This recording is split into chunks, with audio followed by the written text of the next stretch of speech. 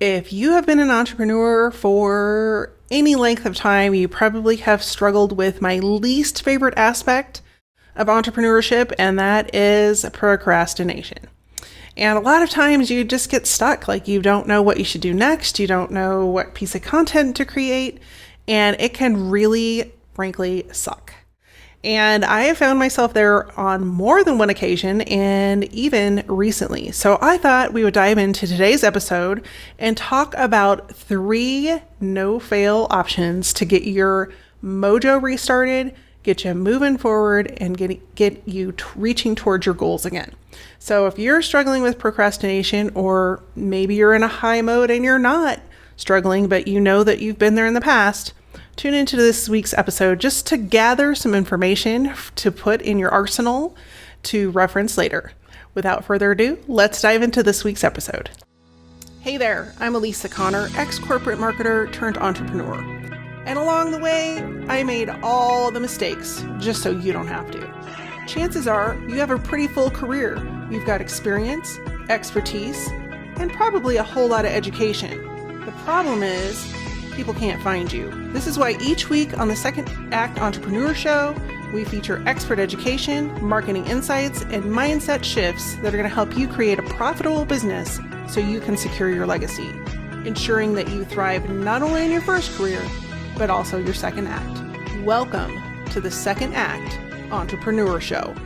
One of the things I hear most often from clients and people that before they become clients is, I just don't have time to email. I don't have time to email my list every single week. I don't know what to put in the emails. I stare at my computer and it's just looking at a blank screen. I don't know what to put in the email. I'm not creative. I don't know how to write very well. All of these things can be answered with my brand new resource called 365 Email Prompts. This was created with you in mind. Those people who struggle with what to write, don't know how to show up in the inbox, and really don't know what to say to keep the relationship building going.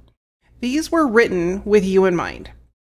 Every month is a new category, and within every category are 30 to 31 prompts for you to choose from. And there's even checkboxes next to the prompts so you know the ones that you've used. Now, does it mean you have to send an email every single day? Absolutely not. That would be really, really difficult, even for the pros that are in the email marketing world. But what it does give you is the opportunity to jump between months to mix up your email marketing so that you can have a new topic idea, a new way to get in front of your audience, a new way to start a conversation. And because the prompts are created by month, you could take the whole month of January and do that month for the next however many days you decided to send out an email. So if it was once a week, well, you would have 30 weeks worth of emails just with that one month. And so this email prompt guide resource could ultimately give you multiple years worth of email topics if you only emailed once a week. Now, if you decided to up it and go twice a week, obviously you would go through those prompts a little bit quicker, but the prompts are there for you to reuse again. So it's limitless what you can do with this email prompt resource. You can find your copy over at elisaconnor.com/email prompts. If you're ready to take charge of your email marketing, stop staring at a blank screen, and finally be consistent with your email marketing, go get yourself a copy. elisaconnor.com/email prompts. And I will see you in the inbox. I don't know about you, but this time of year is really a struggle on some days to get things going. And I've attributed it to the sun is not coming up as early in the morning. And my kids tell me that I'm superpowered or solar powered because I just don't function well when the sun's not up. I don't know about you. Maybe I was meant to be a farmer because I got to have the sun. But those early mornings when the sun isn't up yet, it is rough going, and it just can be really easy to jump into procrastination and not really getting moving and not getting things going in your business. And so I've had to come up with some ways to get re-energized, get re-motivated, and really get focused on meeting my goals, not only for the rest of this quarter, because we still have a month left in Q3, but also into next quarter and then next year.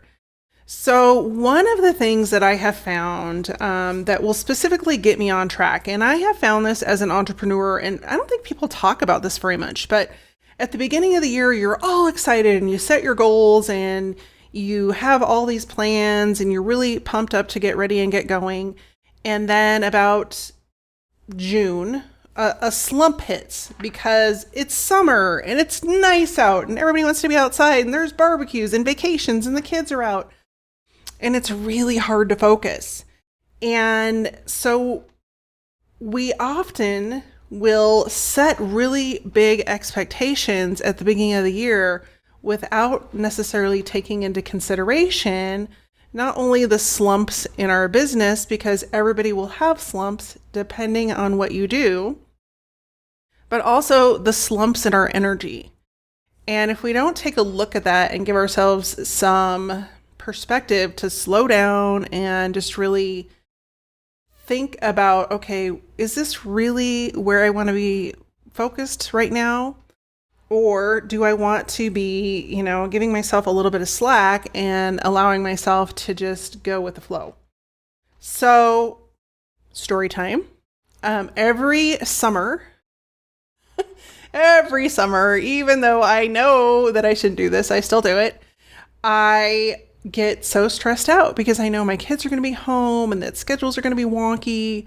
And I'm just like, and I've got goals I want to make. And I just am really stressed during the summer. And then I'm like, I also have the additional pressure of like, okay, I really want to be able to spend time with my kids too, especially as they get older and that time becomes a little less frequent. They're working and they've got their other activities. I want to hang out with friends. And so at the beginning of the summer, I was like, it's going to be different this year. And so now it's August, my kids are back in school, and I'm here to report it was not different. I was still stressed out the entire summer, and I wish I had better news for you, but I'm keeping it real.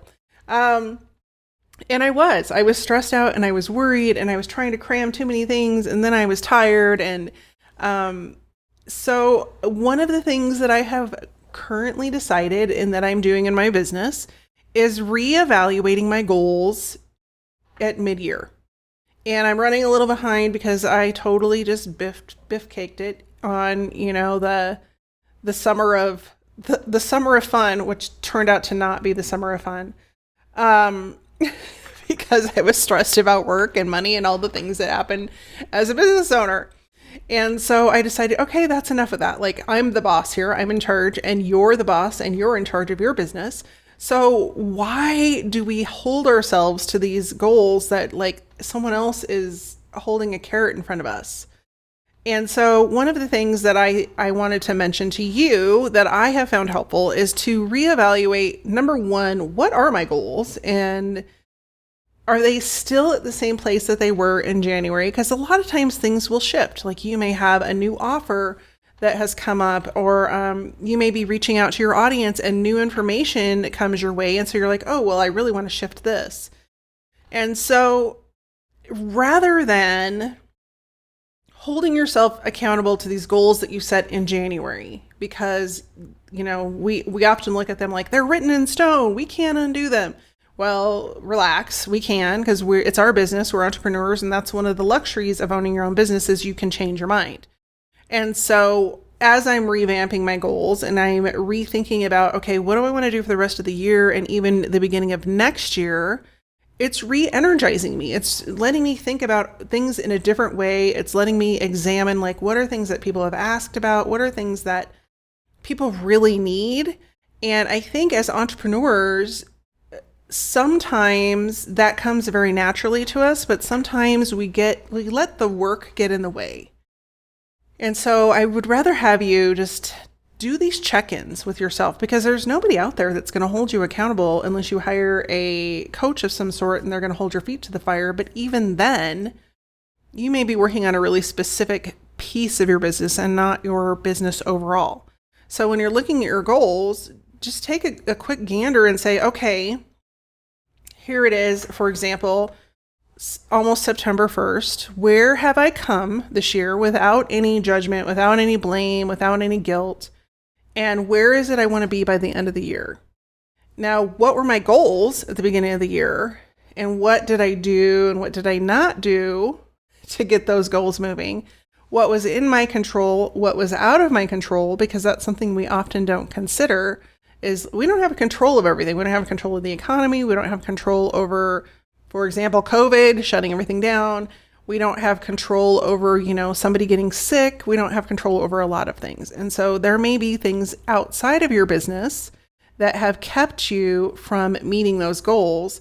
And if you're anything like me as an entrepreneur, you're like, oh, you're really hard on yourself without taking into consideration that not everything that happens is going to be in alignment with where you want to go. With that in mind, one of my favorite sayings that I have actually shared a lot this year, because I feel like there's a lot of people that are in this same boat, which is one of the reasons I wanted to create this episode, is that we get in a hurry to make our business work. And one of the quotes I shared with a friend, and I've heard it many times, and perhaps you've heard it too, but it's, what is meant for you will not pass you by. And I just think that's so powerful. I actually put it on my bathroom mirror because I think sometimes we get in a hurry, like our success isn't coming fast enough. Our we're not reaching our goals as fast as we want. And in reality, that which is meant for us, the lessons, the success, the clients, the people that we're supposed to meet, if we are supposed to meet them and they're supposed to cross our path and those goals are supposed to come true fruition for us, it's inevitably going to happen. Our success is inevitable. But the universe, God, however you believe, it's on that timeline, not yours. And so, yes, put in the action. Yes, do the work. Yes, show up every day and do your best. But just know that what is meant for you is meant for you. It's not meant for someone else, and that you will get there when you get there. And I think just taking that pressure off, because yes, you should set goals. And, in a marketing world, you not only should have business goals, you should have, I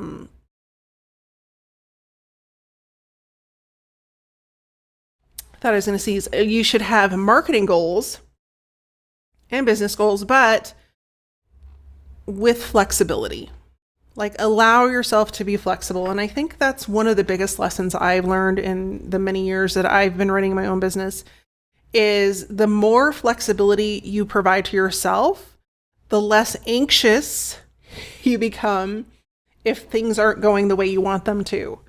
And I think reflecting on that and just knowing that is going to help me as the holiday season comes across, because that's another time of my business where things slow down, and just really being in the moment and enjoying time with family and enjoying time with friends and enjoying time with my kids, and just knowing like I can still do a lot of work between now and then, and even have things going on during that time, but not to stress out if things aren't working out exactly as the plan. Like, step 1 is this, step 2 is this, step 3 is this, because the world doesn't always work that way.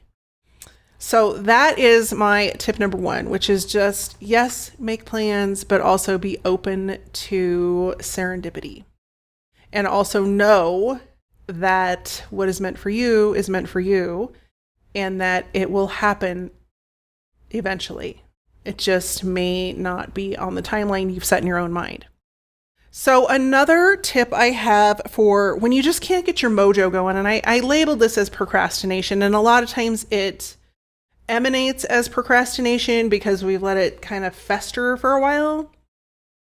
But it's not always the first symptom that we think of is procrastination, because nobody wants to think, oh, I'm procrastinating. And a lot of times we're doing a lot of work and not doing the right things. And that is keeping us from getting to where we want to go, because we're not doing the right things in our business to help it grow. And so it's very easy to fill your day with tasks and with to-dos and things that you get done. But if those aren't generating new clients and they're not generating revenue in your business, then you have to take a really good hard look at, okay, what are the things that I actually need to be doing that are going to drive revenue and are going to drive new clients coming through the door? And sometimes, in fact, most times, those activities are things we don't want to do or that we're afraid to do. And so taking a really good look at the things that you're avoiding is another tip in the procrastination, lack of a better term, mode. Like, what are the things that you keep putting off or that have forever been on your to-do list, and either just taking them off completely because they don't need to be done, or really diving in and making that thing happen because it is going to push a lever on you getting to a financial goal, a hiring goal, whatever that goal is in your business. And even if some of those things that need to be done are really hard, I just want to encourage you by saying you've already done really hard things. Like being an entrepreneur, I don't care who tells you it's easy and it's just, snappity snap, this and that. Being an entrepreneur is probably one of the hardest things you'll ever do in your life. And if you spend time around people that haven't walked this journey, you will quickly find that they are working a whole lot less than you are and probably can't relate to what you do. I run into this often in my golf league. I think I'm the only person in the golf league that doesn't have a corporate job. So it's very awkward for me when I have to talk about work because because I spend so much time with entrepreneurs, I often talk in a way that is outside the realm of most people.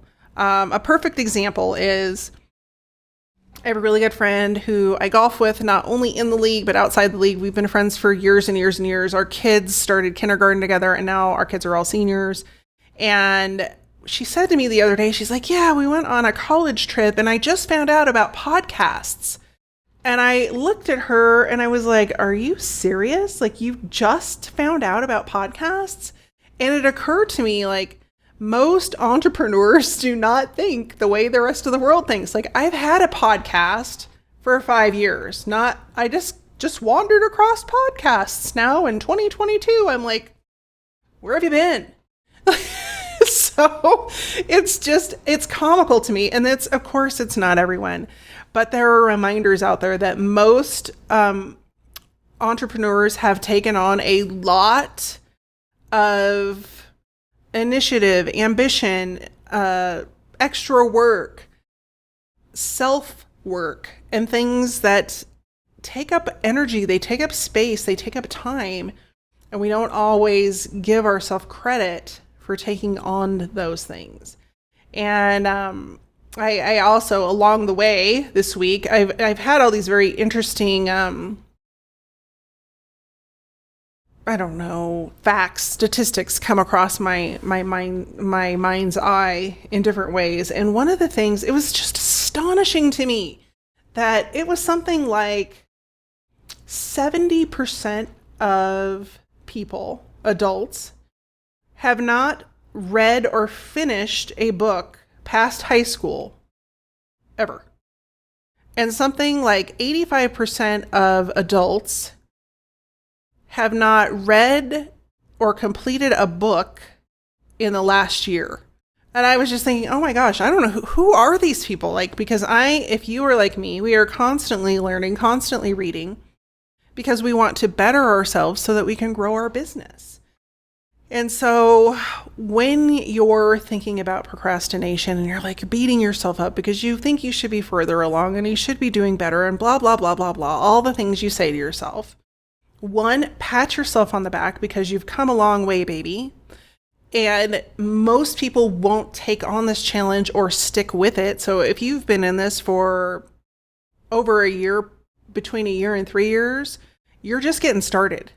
Like there are the veterans, the old veterans out there who have been doing this entrepreneur gig for a long damn time. And we still have goals we haven't met. We still have goals that we struggle to get to. And it's not all cake and ice cream. Like, I wish I could tell you it was. And so giving yourself credit where credit is due, even if that's just I'm showing up every single day, I'm doing the work, I'm taking the steps I can take, that in itself will get you closer. And if that means reading a book a month on your downtime while you're, even if it's audiobooks, like I do a lot of reading on audio because, if I'm out taking a walk, I want to take advantage of that time, or if I'm in the car or whatever it is, I might as well fill that space with something that's filling my brain. And so any time that you have in between there that you feel like you could be learning something new or learning a way to perfect your efficiency in your field or get better than your competitors or whatever it might be, fill that space with knowledge, with an online course or online podcasts, or there's free summits up the yin yang. Like, there's a ton of ways you could get access to information that you can, rather than just listening to gibberish or watching the news or listening to the news on the radio and filling your brain with things that aren't going to help you. You could instead take that time and that energy to focus on your business and focus on getting to your goals. And so my second tip is, it was a little long-winded, but to take stock of where you are and how long, how much work you've had to do to get where you are. So you're not like beating yourself up all the time. And then last but not least, this is going to sound a little counterintuitive, but sometimes you just need to take a break.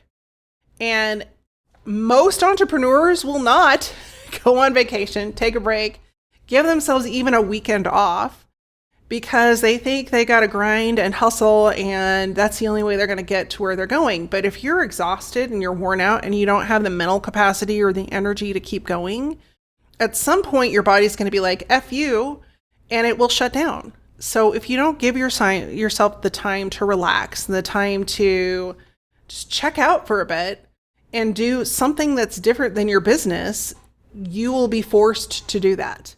And COVID is a perfect example of that.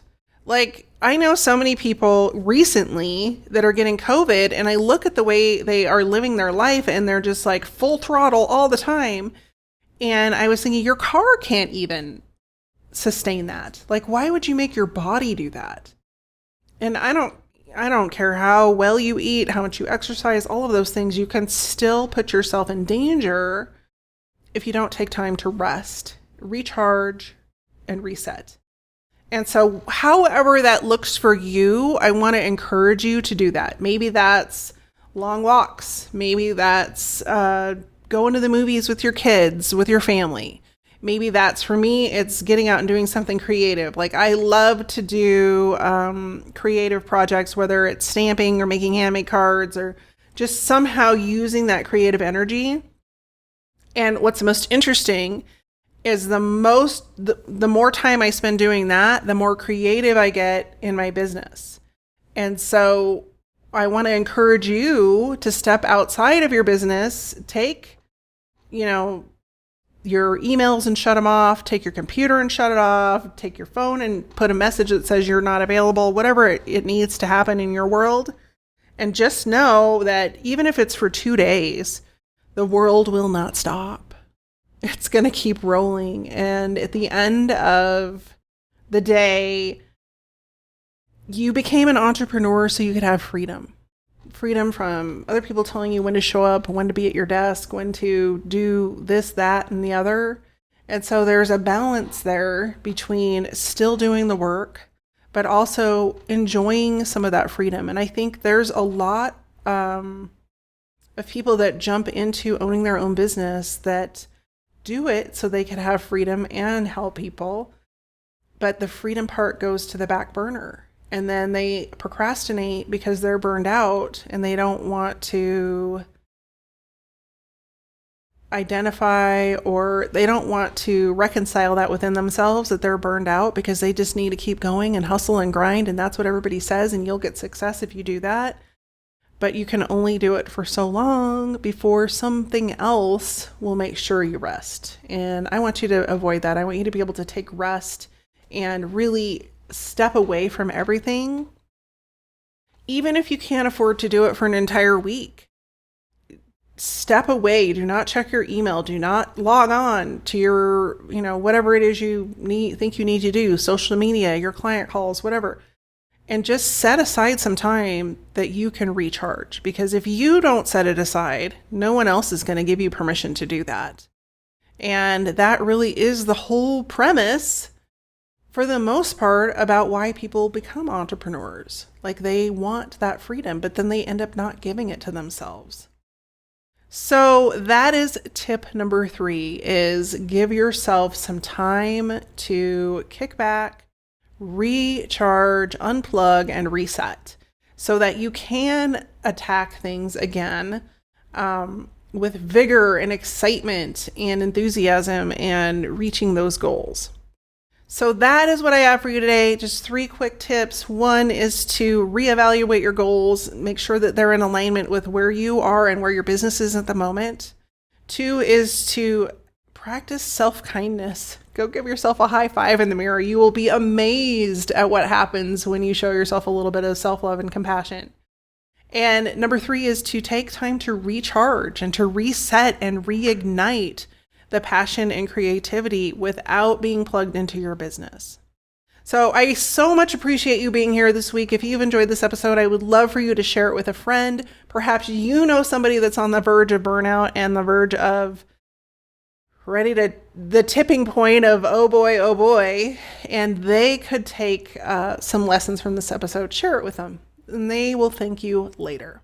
In the meantime, I will see you next week. I've got some other interviews coming up, some great interviews that I'm super excited to share with you, and more episodes coming your way. So in the meantime, take care, stay safe, and be well, and I will see you soon.